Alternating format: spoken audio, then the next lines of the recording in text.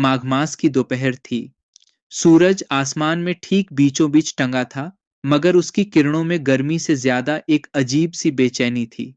उत्तर भारत के सुदूर इलाके में बसे गांव जानकीपुर की सीमा पर एक विशाल पीपल के पेड़ के नीचे बाबा भैरवनाथ ब्रह्मचारी चिलम बना रहे थे।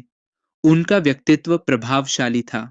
सांवला रंग, चौड़े कंधे और शरीर पर भस्म की मोटी परत, माथे पर त्रिपुंड और गले में रुद्राक्ष की भारी माला।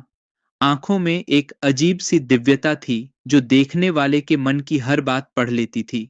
2-3 दिन हो गए थे उन्हें इस पेड़ के नीचे रहते हुए। गांव के लोग छोटी मोटी समस्याएं लेकर आते। किसी के घर में बच्चा रोता रहता, किसी के खेत में फसल नहीं उगती, किसी के मवेशी अचानक बीमार पड़ जाते।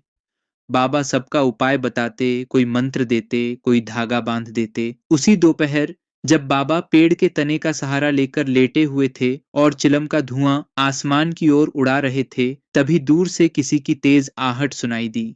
थप थप थप, नंगे पैरों की आवाज। कोई भागा चला आ रहा था। बाबा ने आंखें खोली। सामने गांव के धनी माने जाने वाले हिमांचल भगत खड़े थे। उनकी धोती कुर्ता पर धूल की परत थी, माथे पर पसीने की बूंदें और आंखों में घबराहट। बाबा, बाबा जी, हिमांचल भगत हांफते हुए बोले।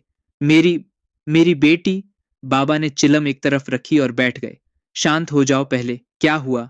हिमांचल भगत ने हाथ जोड़े। बाबा, मेरी 12 साल की बेटी पर किसी ने जादू टोना कर दिया है। 3 दिन से वो ठीक से बोलती नहीं। रात को अजीब अजीब आवाजें निकालती है, कभी हंसती है बिना वजह, कभी रोती है। घर के सब डॉक्टर दिखा दिखा कर थक गए। कोई कहता है मिर्गी है, कोई कहता है दिमाग का दौरा। मगर बाबा, मैंने अपनी आंखों से देखा है।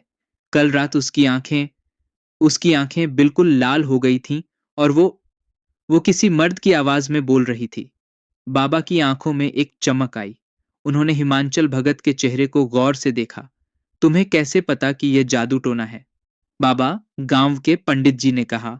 उन्होंने बच्ची को देखा और बोले कि यह किसी अशुभ शक्ति का प्रभाव है। बाबा कुछ देर चुप रहे, फिर धीरे से बोले, मैं नहीं आता किसी के घर, मेरा नियम है। हिमांचल भगत के पैर कांप गए। वो बाबा के पैरों में गिर पड़े। बाबा, आप ही एक आस हैं। वो मेरी इकलौती बेटी है। उसकी माँ 3 साल पहले ही गुजर गई। अगर उसे कुछ हो गया तो मैं। उनकी आवाज भर्रा गई। बाबा ने लंबी सांस ली, फिर उठ खड़े हुए। चलो। हिमांचल भगत का घर गांव के बीचों बीच था। पक्का मकान, बड़ा आंगन और चारों तरफ ऊंची दीवारें। मगर जैसे ही बाबा दरवाजे के पास पहुंचे, उन्हें महसूस हुआ हवा भारी थी, सामान्य से ज्यादा ठंडी और बेजान। दरवाजा खोलते ही अंदर से एक अजीब सी सड़ांध आई, जैसे कोई मरा हुआ जानवर सड़ रहा हो।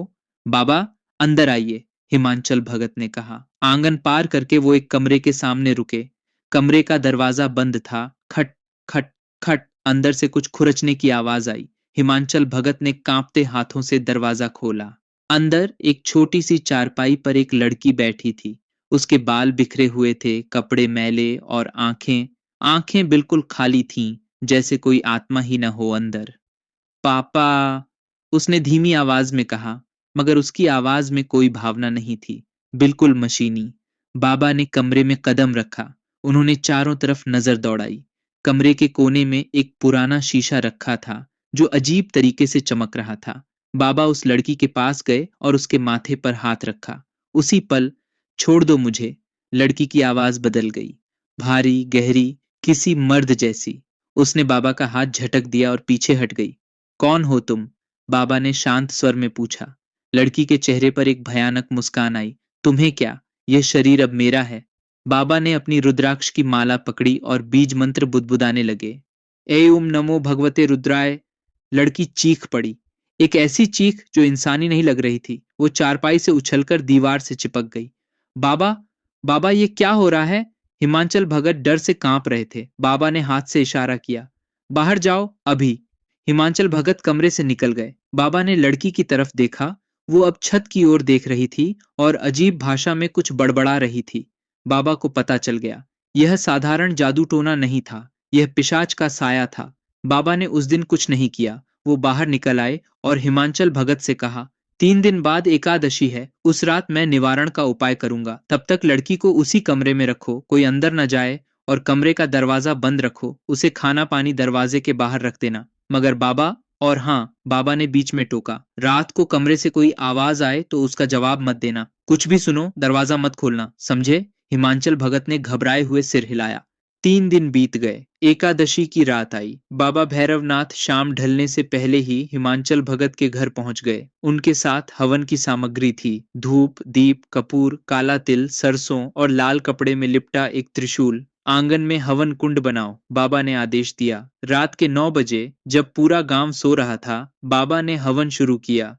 एयुएम भूर्भुवः स्वः मंत्रों की गूंज आंगन में फैलने लगी। हवन कुंड में आग धक उठी। तभी खट खट खट, कमरे के अंदर से आवाज आई। फिर दरवाजा जोर से खुला। लड़की बाहर निकली, मगर अब उसकी आंखें पूरी तरह लाल थीं, होंठों से खून टपक रहा था, और वो हवा में तैर रही थी। तुम हिम्मत कैसे की?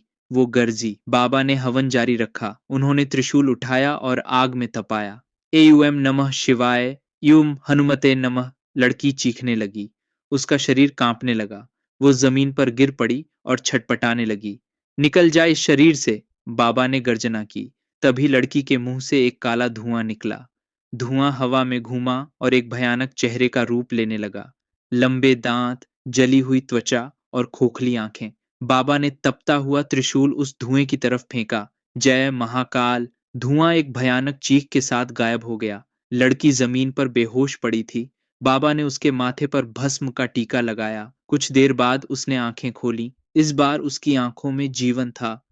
पापा, उसने रोते हुए कहा। हिमांचल भगत दौड़कर आए और अपनी बेटी को गले लगा लिया।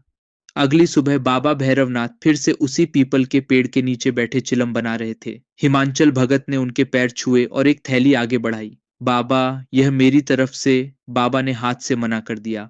मुझे दक्षिणा नहीं चाहिए। बस इतना ख्याल रखना, घर में रोज हनुमान चालीसा का पाठ करना, और उस पुराने शीशे को तोड़कर कुएं में फेंक देना।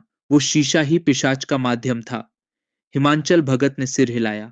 बाबा ने चिलम सुलगाई और धुएं के छल्लों को आसमान की तरफ उड़ाते हुए मुस्कुराए। एक और आत्मा मुक्त हुई थी, एक और परिवार सुरक्षित था, और तांत्रिक भैरवनाथ ब्रह्मचारी फिर से अपनी यात्रा पर निकलने के लिए तैयार थे।